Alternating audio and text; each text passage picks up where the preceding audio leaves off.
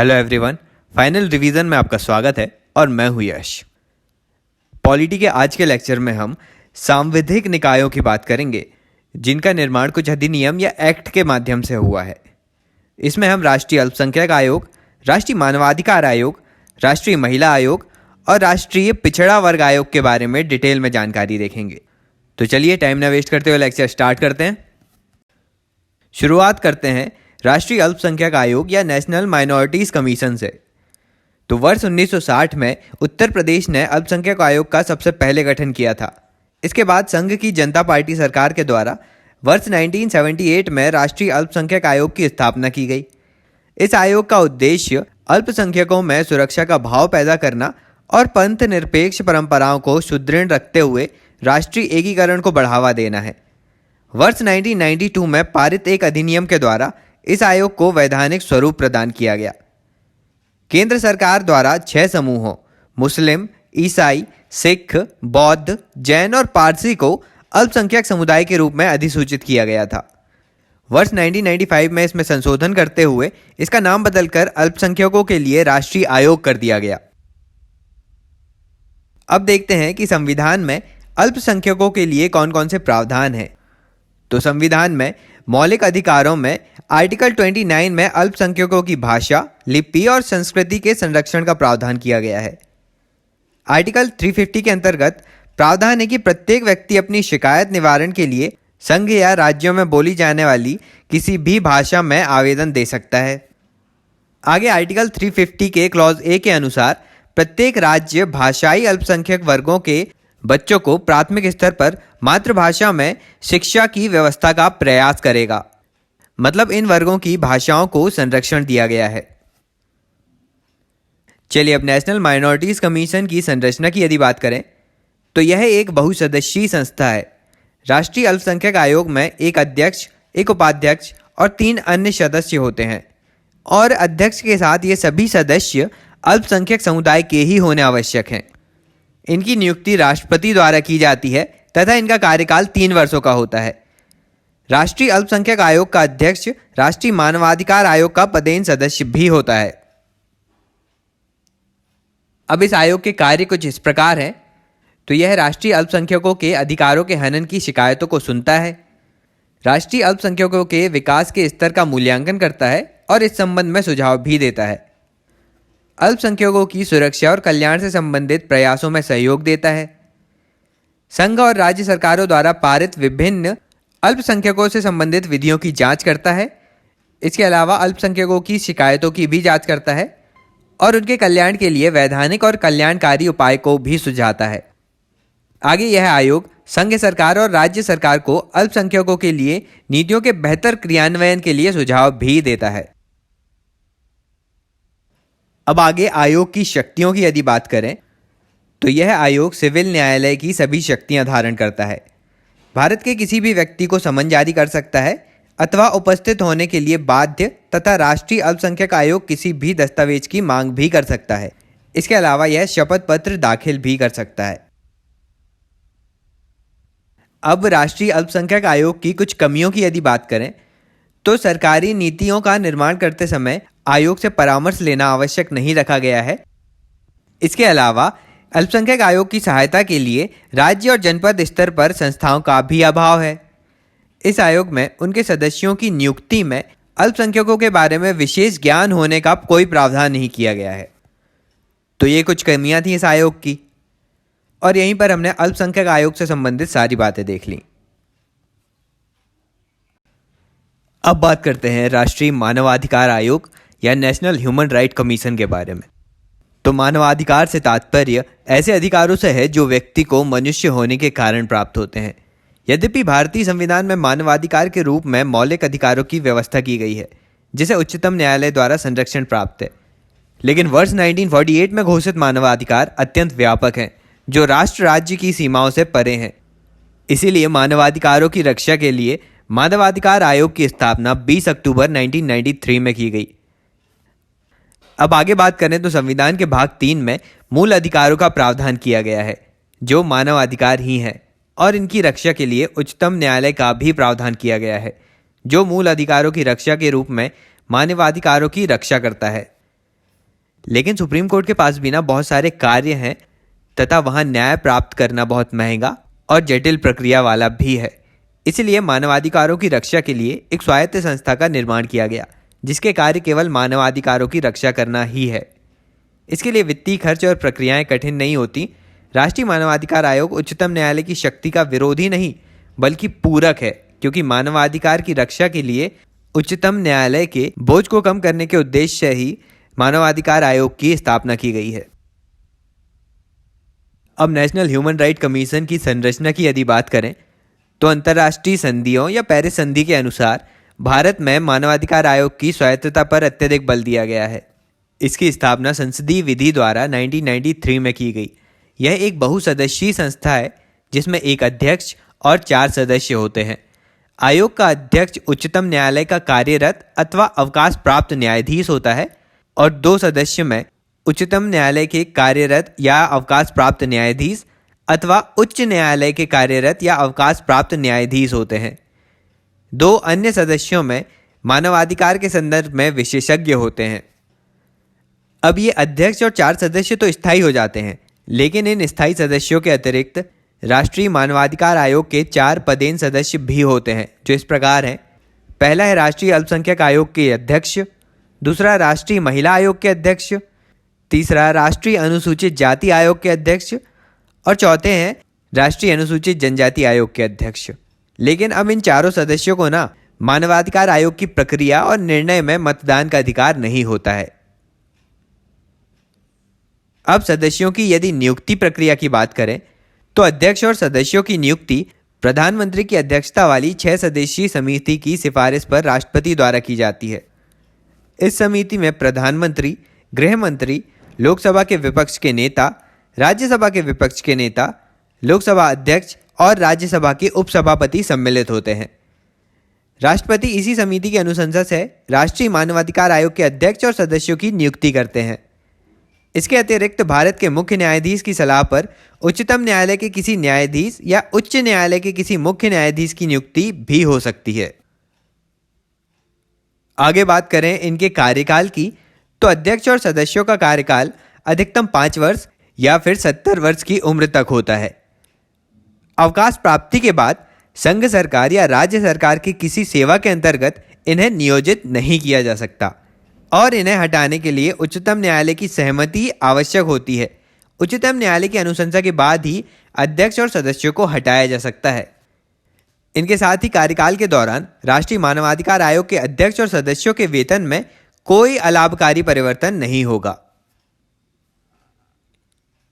अब आयोग की प्रशासनिक संरचना की यदि बात करें तो राष्ट्रीय मानवाधिकार आयोग ने अध्यक्ष और सदस्यों के अलावा भारतीय प्रशासनिक सेवा के पदाधिकारी को सचिव के रूप में नियुक्त किया जाता है। इसमें बहुत से प्रभाग होते हैं, जैसे विधि विभाग में विशेषज्ञ को रजिस्ट्रार के रूप में नियुक्त किया जाता है। इसके अलावा प्रशिक्षण विभाग द्वारा मानवाधिकार के संबंध में जागरूकता पैदा की जाती है।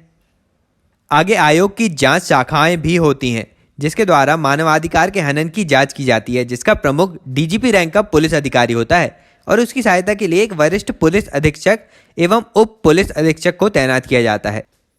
इसके अलावा आयोग में एक अनुसंधान प्रभाग भी होता है। वास्तविक रूप में इन सब प्रशासनिक संस्थाओं के माध्यम से ही आयोग शक्तिशाली बनता है। अब आगे आयोग की प्रकृति की बात करते हैं तो राष्ट्रीय मानवाधिकार आयोग एक अर्ध न्यायिक संस्था है, जिसके द्वारा मानवाधिकार की जांच के लिए किसी भी व्यक्ति को गवाह के रूप में बुलाया जा सकता है और शपथ के आधार पर उसका परीक्षण भी किया जा सकता है। सबूत प्राप्त करना, किसी सार्वजनिक दस्तावेज को मंगाना, न्यायालय अथवा कार्यालय से किसी सार्वजनिक रिकॉर्ड की प्रतिलिपि मंगाना, ये सभी आयोग के अर्ध न्यायिक कार्य हैं। चलिए अब आयोग के विभिन्न कार्यों की यदि बात करें तो इसके मुख्य कार्य इस प्रकार हैं कि संविधान के उन प्रावधानों का क्रियान्वयन करना जिसमें मानवाधिकार का उल्लेख है, मानवाधिकार के हनन के मामले की जांच करना, कोई भी व्यक्ति मानवाधिकार के हनन की शिकायत राष्ट्रीय मानवाधिकार आयोग के सामने कर सकता है, जिसे इस आयोग के द्वारा हल करने का प्रयास किया जाता है। आयोग मानवाधिकार के संदर्भ में जागरूकता पैदा करता है तथा संबंधित अनुसंधान को बढ़ावा भी देता है। इसके कार्यों में मानवाधिकार से संबंधित विभिन्न अंतर्राष्ट्रीय संधियों को लागू कराना भी आते हैं। इसके अलावा विभिन्न जनपद स्तर के मानवाधिकारियों की समितियों के गठन की अनुशंसा करना, यह भी इस आयोग का प्रमुख कार्य है। आयोग की शक्तियों की यदि बात करें तो आयोग लोक प्रक्रिया संहिता 1908 के तहत सिविल न्यायालय की समस्त शक्तियां धारण करता है। वह पुलिस से समस्त कार्यवाही के रिकॉर्ड की मांग और किसी भी व्यक्ति को समन जारी कर सकता है। आयोग स्वयं एक सिविल न्यायालय की भूमिका में कार्य करता है। अब आयोग की प्रमुख भूमिकाएं हिरासत के दौरान मृत्यु होने पर निवारक नज़रबंदी, श्रमिकों के मानवाधिकार, शिकायत निवारण, वंचितों के अधिकारों की रक्षा और जाति हिंसा आदि जैसे मामलों में देखी गई है।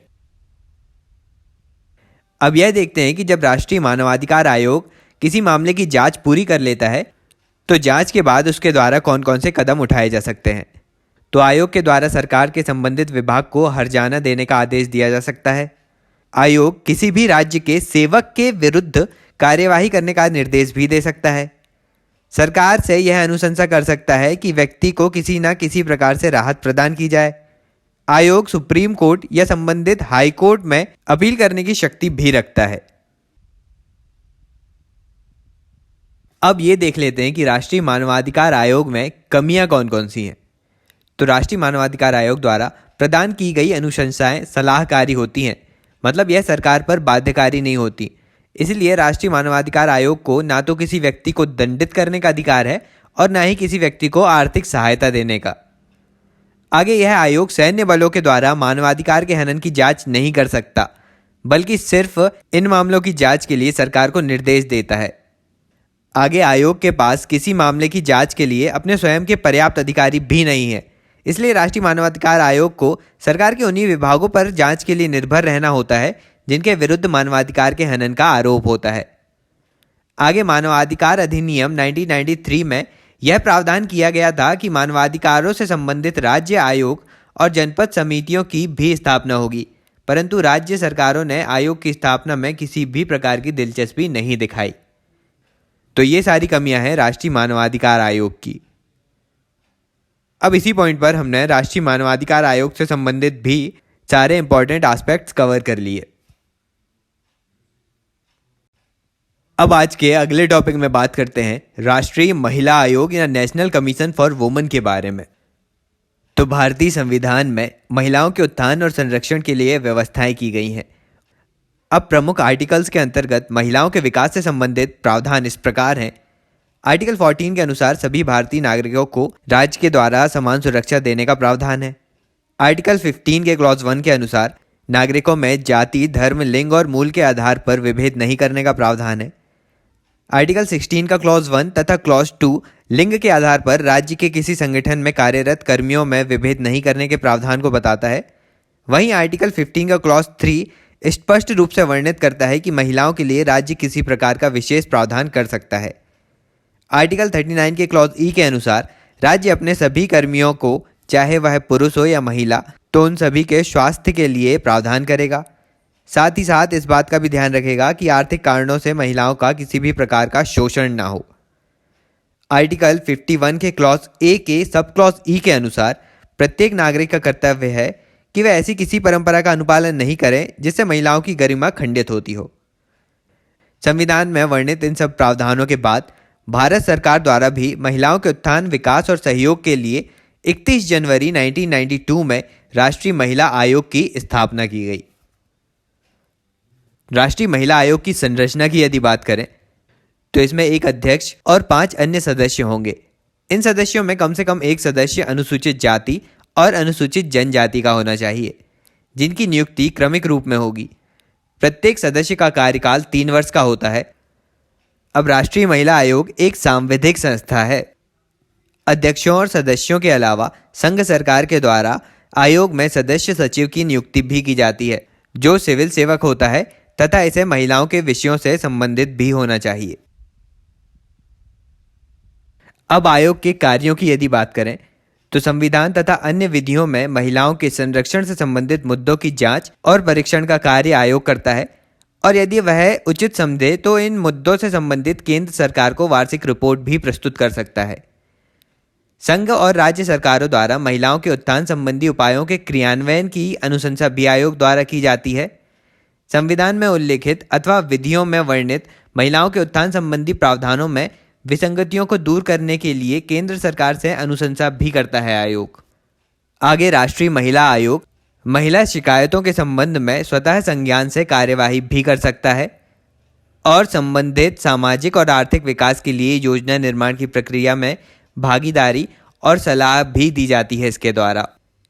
इसके अलावा वह जेल और महिला संरक्षण गृहों का दौरा करता है तथा उनके सुधार के लिए उपाय भी सुझाता है। तो ये सारे कार्य हैं राष्ट्रीय महिला आयोग के।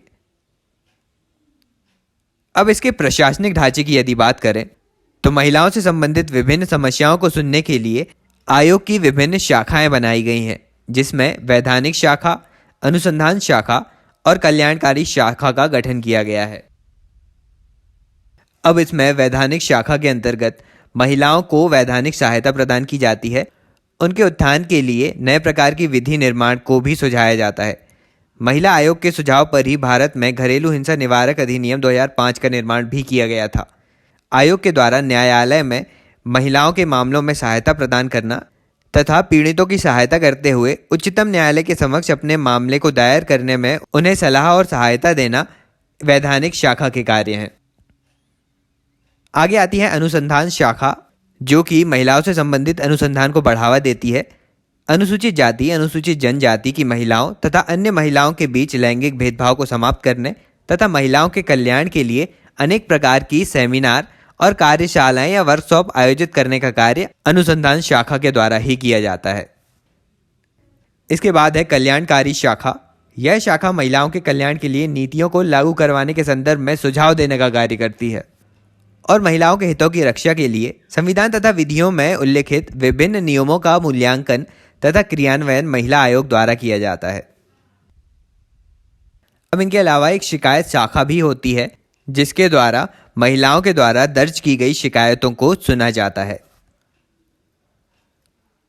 अब आयोग की यदि शक्तियों की बात करें तो यह आयोग सिविल न्यायालय की शक्तियां धारण करता है तथा यह विभिन्न मामलों की जांच और विभागों से रिपोर्ट भी मांग सकता है तथा किसी भी व्यक्ति को या अधिकारी को समन भी जारी कर सकता है। अब आगे महिला आयोग से संबंधित कुछ समस्याएं इस प्रकार हैं या कमियां इस प्रकार हैं कि यह आयोग भी केवल सलाहकार की भूमिका ही निभाता है। इसकी अनुशंसाएं संघ और राज्य सरकारों पर बाध्यकारी नहीं होती। आयोग के द्वारा अपने सदस्यों का चयन स्वयं नहीं किया जाता, बल्कि संघ सरकार द्वारा इनका चयन होता है, जिसके कारण राजनीतिक हस्तक्षेप होना स्वाभाविक है। इसके अलावा आयोग को संपूर्ण वित्तीय सहायता संघ सरकार द्वारा प्राप्त होती है, इसलिए वित्तीय रूप से भी आयोग सरकार पर ही निर्भर है। अब इन कमियों को हटाकर आयोग को शक्तिशाली इस प्रकार बनाया जा सकता है कि महिला आयोग के अध्यक्ष को कैबिनेट मंत्री का दर्जा दिया जाना चाहिए।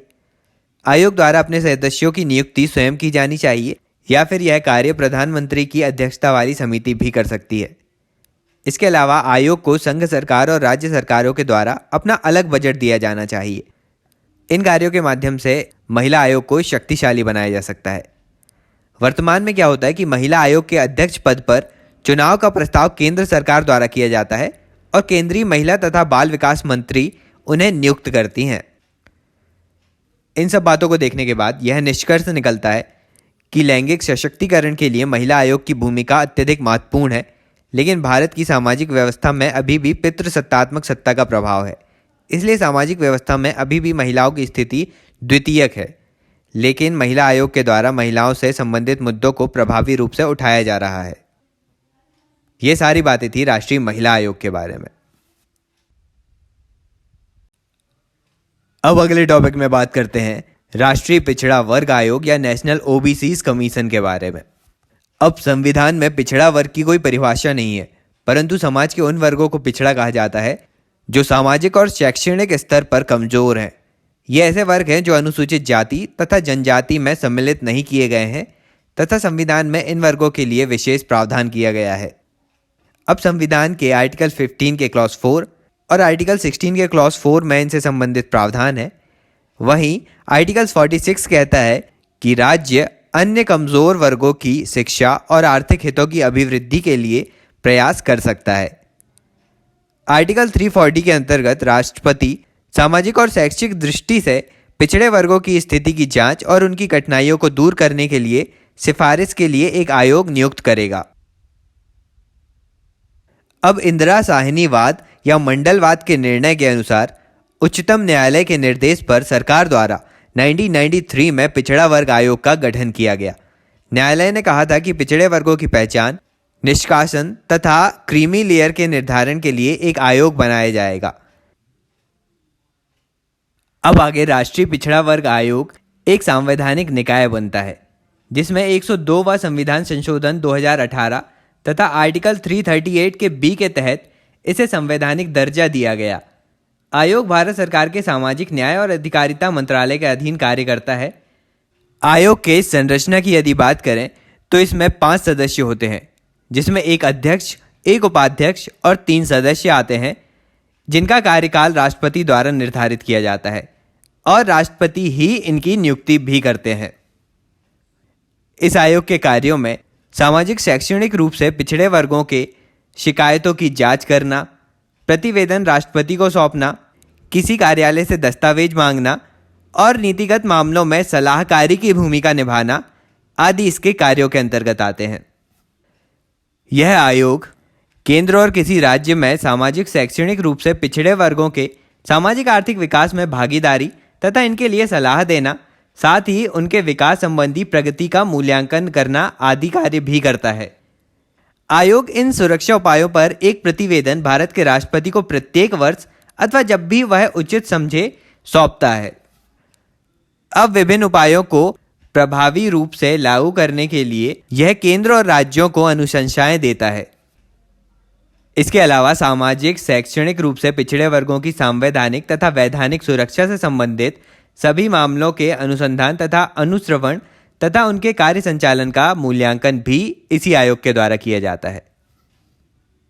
अब बाकी सभी आयोगों की तरह इस आयोग की भी शक्तियां सिविल न्यायालय की तरह ही हैं।